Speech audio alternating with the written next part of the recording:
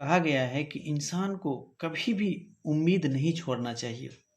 हमेशा उम्मीद को लेके चलना चाहिए कि नहीं, ये काम होगा और किसी भी हाल में होगा।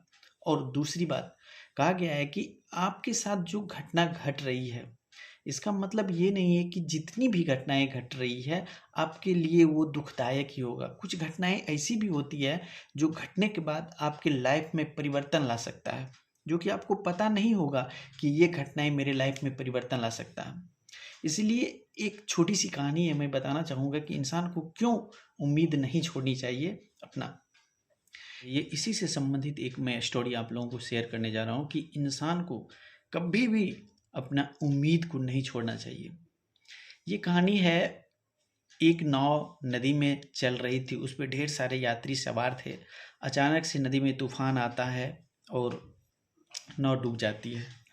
नाव जब डूब जाती है तो उसमें जितने भी यात्री थे सभी आदमी डूब करके उनकी जान चली जाती है। सिर्फ एक आदमी बचता है जो कि नाव पे सवार है। अब उसके दिमाग में आ रहा है कि भगवान ये क्या हो गया मेरे साथ, अब मुझे कोई बचाने वाला भी नहीं है, हम क्या होगा। उसको ये चिंता नहीं है कि मेरी कम से कम जान तो बची हुई है और कुछ लोगों की तो जान ही चली गई है। नाव धीरे धीरे चलते चलते एक टापू के पास गई और इन्होंने क्या किया, टापू पे उतर गया। टापू पे कुछ नहीं था, पूरी तरह से सुनसान था। उन्होंने सोचा और बहुत ज़्यादा कोसने लगा भगवान को कि भगवान ये मेरे ही साथ क्यों हुआ। मतलब जितना भी शब्द था कोसने के लिए भगवान को कोसते रहा। फिर उसके दिमाग में आया, 2 से 3 दिन तक वहाँ पे पड़ा रहा, कोई उनको बचाने के लिए नहीं आया। जब उन्होंने देखा कि किसी भी तरह की उम्मीद नहीं है तो वो अपने हाथ पाँव फैलाने लगे।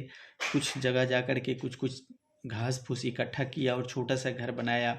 उस घर में रहने लगा और जा कर के अपना फल फूल तोड़ के लाता था और उसी चीज़ से वो खाता था। एक दिन देखिए उसके साथ और क्या स्ट्रेटेजी घटना घट गई कि कहते हैं ना कि जिनके पास समस्या आती है ना तो चारों ओर से आ जाती है। जोरों से बरसाई और बिजली चमकी, बिजली इतनी ज़ोर से चमकी कि उन्होंने जो फूस का घर बनाया था ना उसके ऊपर गिर गई और पूरी तरह से घर जल गई। अब उस उन्होंने देखा कि अब मेरा घर भी पूरी तरह से जल गई है। तो वो और कोसने लगा भगवान को, भगवान एक तो पहली बार आपने मुझे एक टापू पे ला के छोड़ दिया, उसके बाद मैंने एक घर बनाया था उस घर को भी जला दिया। बहुत ज़्यादा कोसने लगे भगवान को। लेकिन उसी समय उन्होंने देखा कि एक नाव उसके तरफ आ रही है। तो इनको लगा कि चलो आवाज़ लगाते हैं। इन्होंने ज़ोर ज़ोर से आवाज़ लगाने लगा कि मैं यहाँ पे हूँ, अब मुझे बचा लो। तो वहाँ से नाविक गुजरा और उनको बचाने के लिए आ गया था। जब उनको बचाने के लिए आया ना तो उनको आश्चर्य लगा कि इनको कैसे पता चला कि मैं यहाँ पे हूँ। तो उन्होंने नाविक से पूछा कि कैसे पता चला कि मैं यहाँ पे हूँ।